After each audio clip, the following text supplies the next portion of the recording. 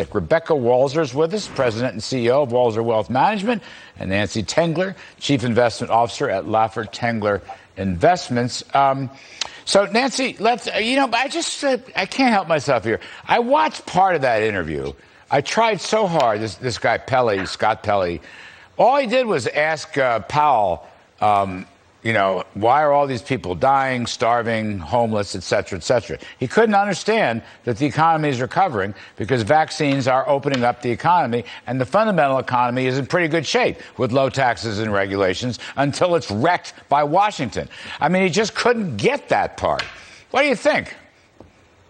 Well, exactly, Larry. The Fed's job has taken on a whole new realm of, unemployment for minority groups and things that had never been part of the Fed mandate. But what we know is that this integrated corporate tax rate, that as it's proposed by Biden's new infrastructure bill, will bring the U.S. to the top of all OECD countries on the globe and will shave $12 off S&P earnings. So I don't think the market's paying attention to this. And so my bullish caveat is certainly that we're going to see volatility when the market really starts to digest and we get clarity on what this thing is going to look like, because there isn't going to be any place for these companies to hide.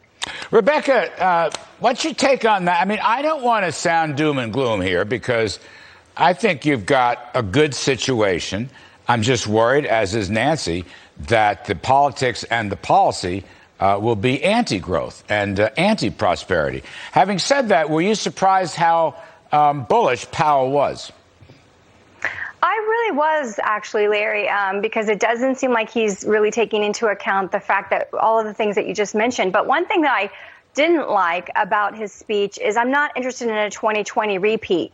When he started talking about, the different variants and the strains and that we might make it sense to continue to social distance and mask up, I thought, oh, no, this is a repeat of 2020. And being that we're 70% consumer driven, that is not the answer we need to hear from the government this year. We need to talk about real data of states that have been open, like Florida, versus states that have been closed, like California and New York, and look at the data and go with data-driven numbers this year if we do have these variants and if it does interject more uncertainty into our recovery of organic reopening. I just am not interested in the government saying, let's quarantine healthy people and shut down the economy in any way, in any state, in any business, in any city again. We have got to get back to work. That's the solution. And none of us are going to be bullish if that doesn't happen, because we cannot stimulate ourselves out of this mess into perpetuity, Larry. Well, Nancy Tengler, let's focus on that for a second.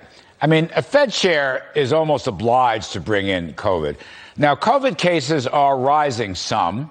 They're not where they were in the spikes of last autumn or last summer, but they are rising. Rebecca doesn't want to shut down the economy. I think she's spot on there. But are you concerned, Nancy? Are your clients concerned about another COVID spike that could lead to shutdowns and stop the bullish economic story? I'm not, and we aren't hearing that from our clients. I mean, in Arizona, we kind of shut down, but our lives went on almost as normal. Yes, we had to wear a mask, but many of us went to the office. The traffic picked up early in the shutdown. But I think what we have to pay attention to is, it's not just COVID cases, Larry. It's how we now have the ability to treat. We have vaccine.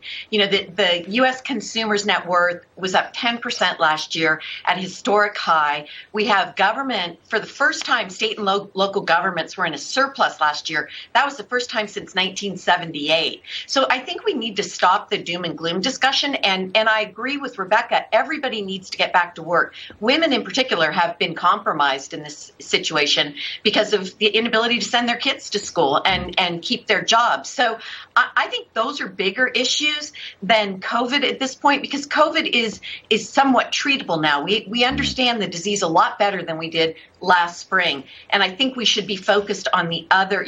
There was a shooting right behind my daughter's house in Scottsdale last night. The husband killed his wife and then killed himself. There's too much of that going on that's not being talked about. Yeah, spot on. Rebecca, a lot of obsessing about inflation. We had a producer price report, PPI report, last week, and it was a nasty report. It was a big, big jump.